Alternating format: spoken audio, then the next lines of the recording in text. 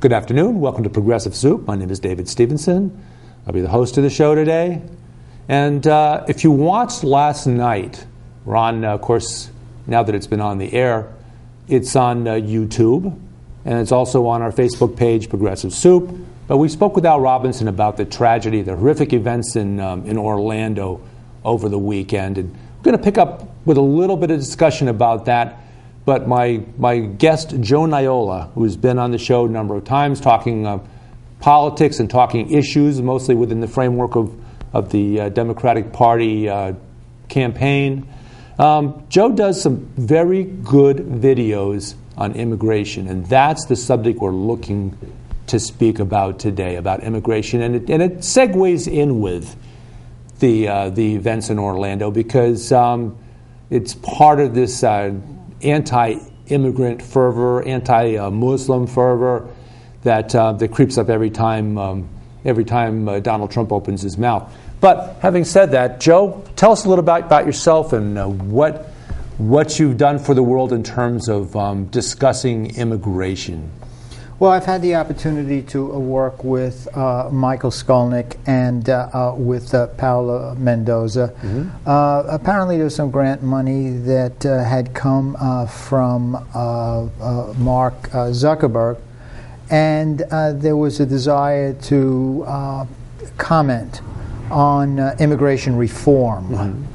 And if you would like to see some of the work that was done on that, you may want to just Google 11 million Joe or mass deportation. Is that 11 million the number or 11 million spelled out? I think it's 11 million the number. Okay, we'll try one and it doesn't work, try the other. You'll get it. 11 is the number, a million is probably what's written out. Okay. So, or Joe. Mass deportation. And Joe, because Joe's the one that did the videos. I didn't do the video. Well, you were. I was a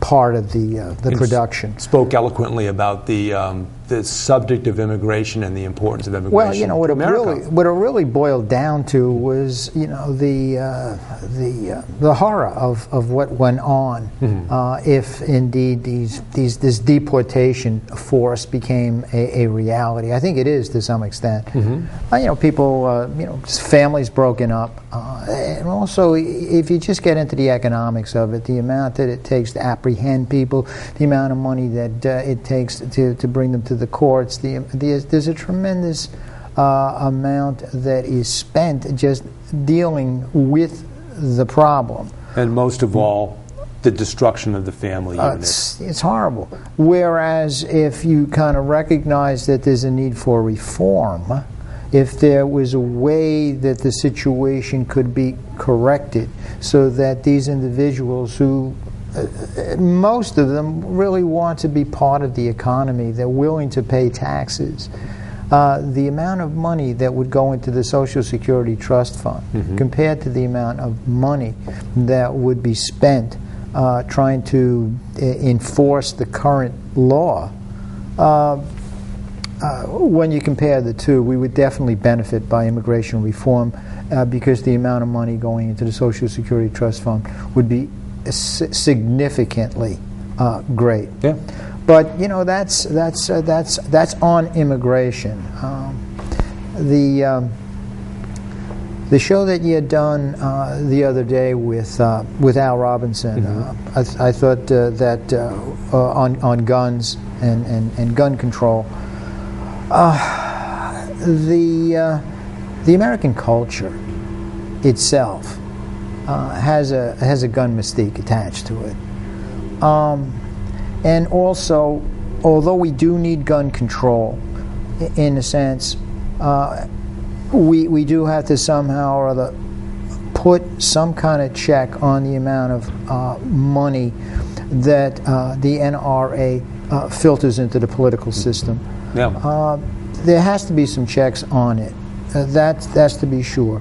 But also there has to be a way that the security system is going to do a better job. This particular culprit, as Al said, 3 times before the FBI, mm-hmm. And then permitted to purchase weapons. Problem is maybe there's a problem with the weapons being purchased, but there's also a problem with the system itself that actually allowed this particular individual to purchase those kinds of weapons. Well, unfortunately, America is a mishmash of states, and each state has its own laws, and it's not far afield from the days when America had slavery in a number of states, and you had this disagreement between states, and if a free state, as they were known, had captured a slave, or a slave came across the border from the south, across the Mason-Dixon line, the northern states were obligated to send the slave back. So again, we've got a mishmash of laws rather than a federal law which controls the sale and possession and background checks on individuals before they buy these weapons that you can kill. In the case of Newtown, 26 people in less than 3 minutes without really even having much in the way of aim. Well, the minimum of 3 bullet holes in each of the victims. There's a tragedy in Newtown. There were 2 tragedies in Orlando, Florida. Mm-hmm. One involved a female singer. Yeah. One life is just as significant as 60 or 70. That's you can't just pin a number on the amount of lives lost and make one more significant than the other. They're all important. Yeah, certainly. They're all important, and it's true. There are a large number of gun deaths that take place in this country, but there are deaths from violence, gun violence, explosives, all kinds of activities connected to war in other parts of the world, where the number of individuals that are just blown to pieces, lives that are lost, is so considerably high. And yet, Are drone strikes terrorism? That's what I'm talking about. This goes on.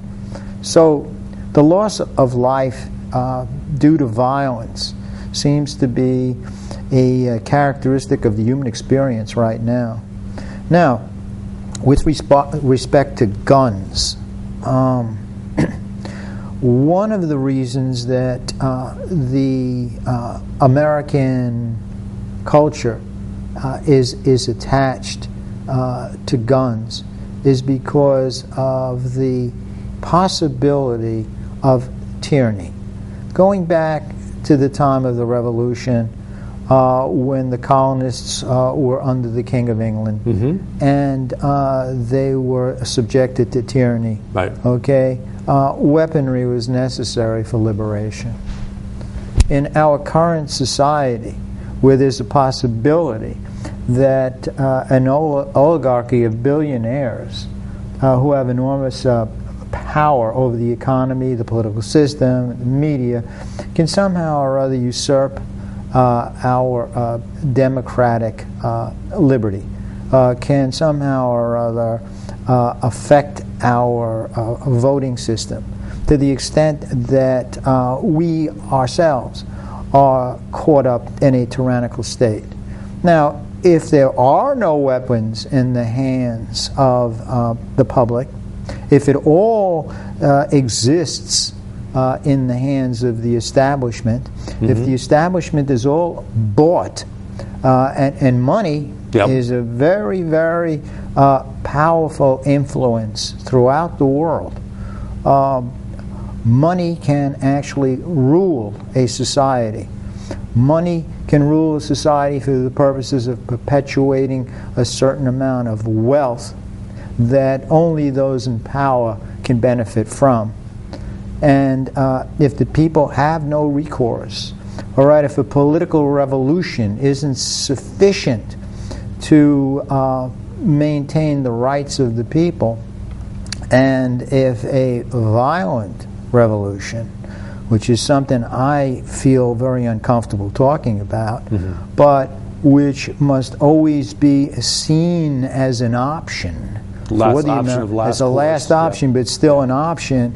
Then there's a certain amount of military hardware that should be allowed to filter into the society to remind the government that if they resort to a tyrannical rule, the people do have the ability to rise up and correct the situation. And we'll call them patriots because I think that's how they describe themselves. Will patriots with any sense of possibility ever have the firepower that the government, the police, the National Guard, the military, will they ever have? Will any amount of guns ever put them in a situation where they can stand up against tyranny anyway?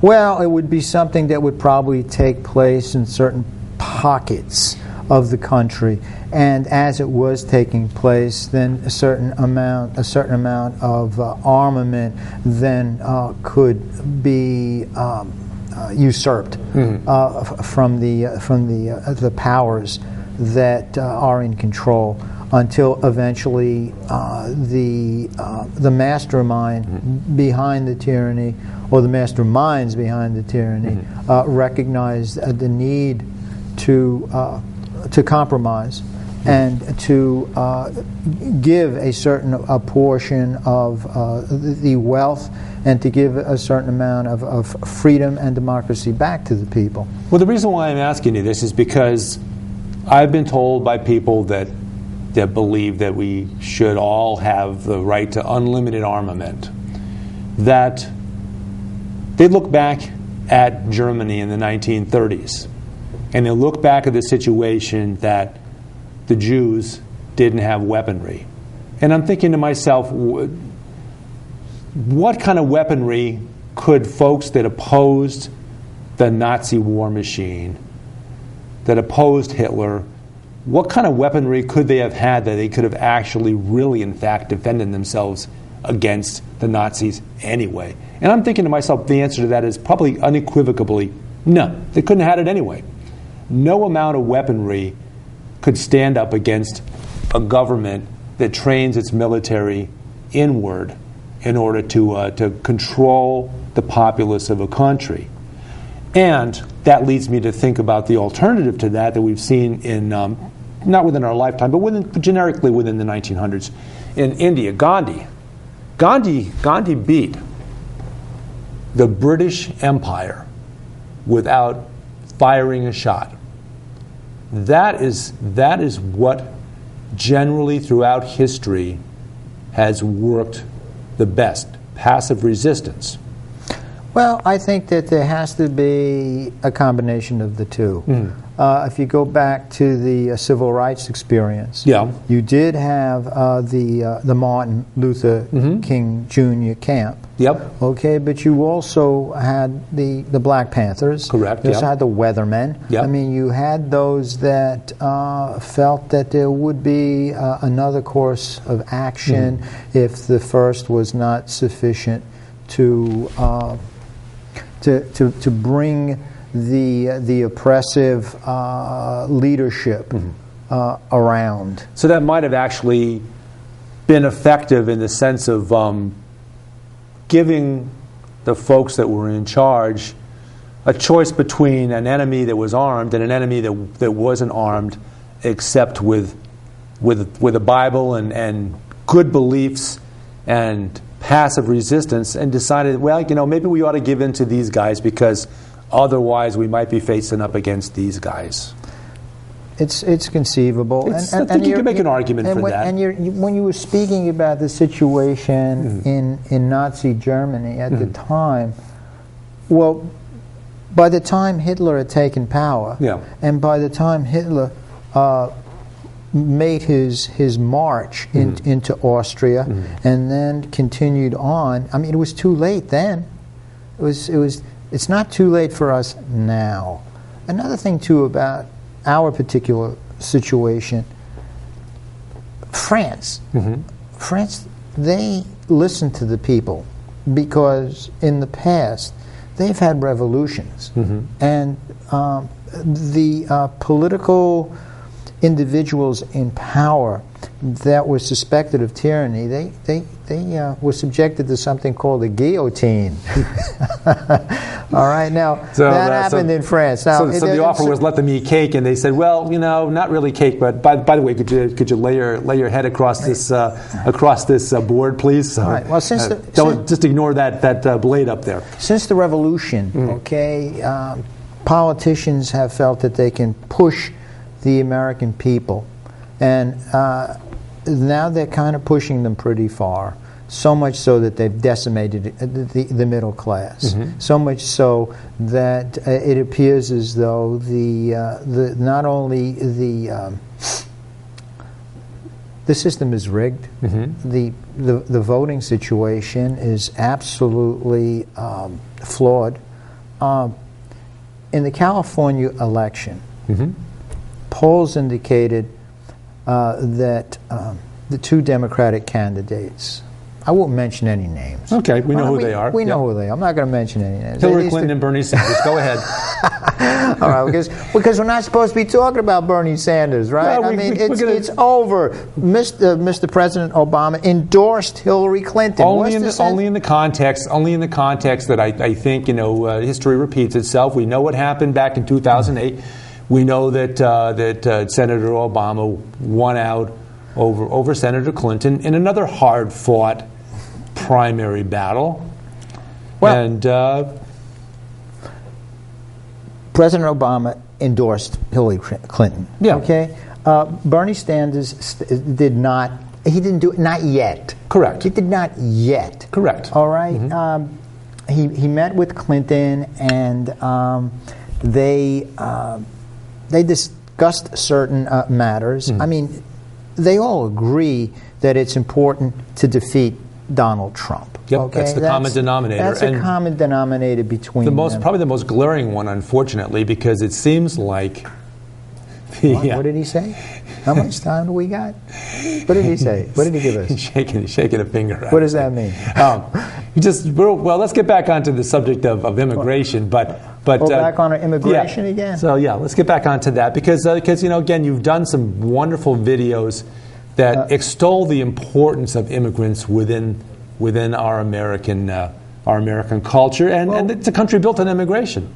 Right, it is. And these immigrants that have come to this country in the past, my grandparents, for instance, and some of them are coming now. They are very excited about the American political system. Yeah, it offers them a lot of opportunity. Does. I mean, we hear Mike complain about the system here.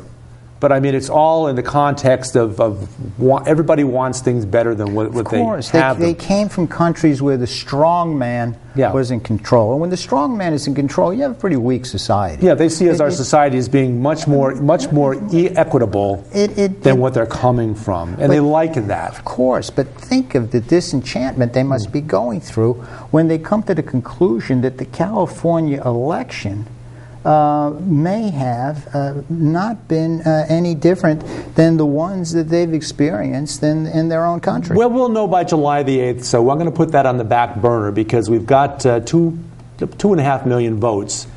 Probably about 2 million of those are on the Democratic primary side. So, those votes will be counted, and we'll know. Unfortunately, we'll know some of those votes will not be counted, and I'll tell you why. The provisional ones? The no-party preference voters were given provisional ballots. Yeah. Provisional ballots are not counted.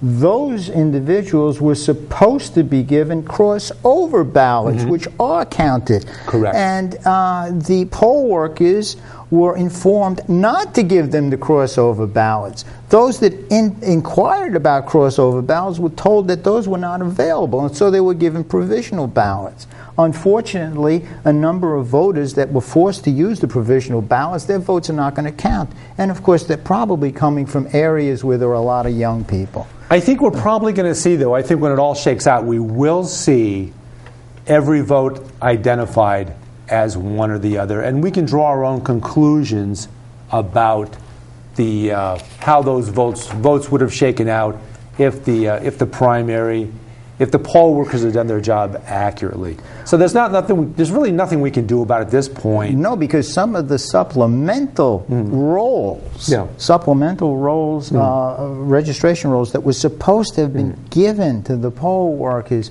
somehow or other did not appear. So therefore, a lot of these young voters who were on those supplemental lists did not have an opportunity to vote. Okay, I think that's probably accurate, but I'm going to withhold judgment on that because I don't know for a fact. You know, I'm keeping an open mind and watching how this thing shakes out. Only because we're talking about immigration, we're talking about gun control, and because we're talking about the possibility of an entire fraudulent, corrupt voting system. Well, it's not entirely fraudulent and corrupt. There are some. It could have been worse. I just want to say this. But if you say it could have been worse, that means you know it's bad. No, it means no matter what it is, good, bad, or horrible, I know it could have been worse because if you look back to the after the 2000 election when the Congress passed the Help America Vote Act, for a period of time there, it looked like all the states were going to get debold generated machines with no paper trails. And we know a lot of states now do have the paper trails. We know Connecticut, and here's kudos to our state of Connecticut, we actually count. We actually do a physical count of ballots in 10% of the, well, I think it's 5% now, of the precincts. But it's enough to get a good sense that the machines are working accurately. So there's something that other states that don't have it could adopt, and I think other states that have that paperless electronic voting are working in the direction of having accountability for their votes, so people can feel like they.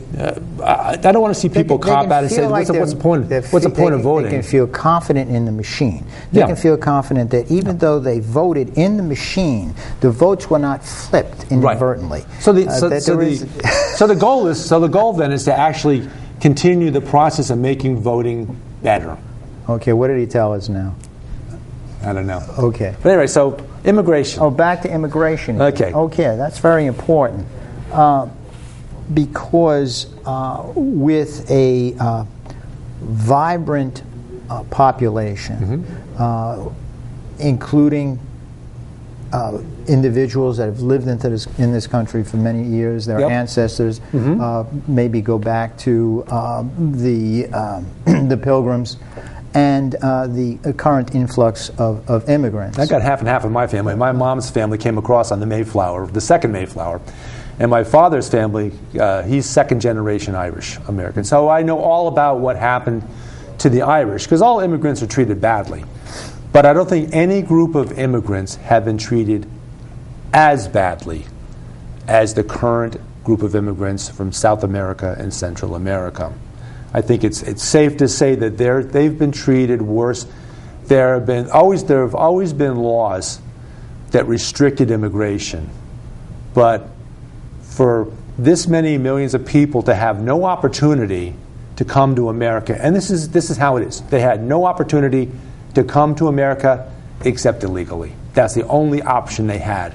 And that's a shame. Well, that whole rule of illegal, and it's a rule. It's not like murder. Okay, murder is a law. You can't murder somebody. Is it safe for me to? If I were to say no human being is illegal, is that a safe thing to say? It should be. It should be. There are illegal activities. They're not illegal human beings. People want to come to this country, and so many millions of them have been here and assimilated into the culture so thoroughly, and done a really good job, and would love nothing better than to pay taxes. Right. If that would mean that they're going to have the opportunity to partake in other parts of the American dream, including voting. Let's talk about immigration reform. That's the best way to approach it. Let's also keep in mind what do we want? What are we looking at in terms of what would be your ideal view of immigration reform?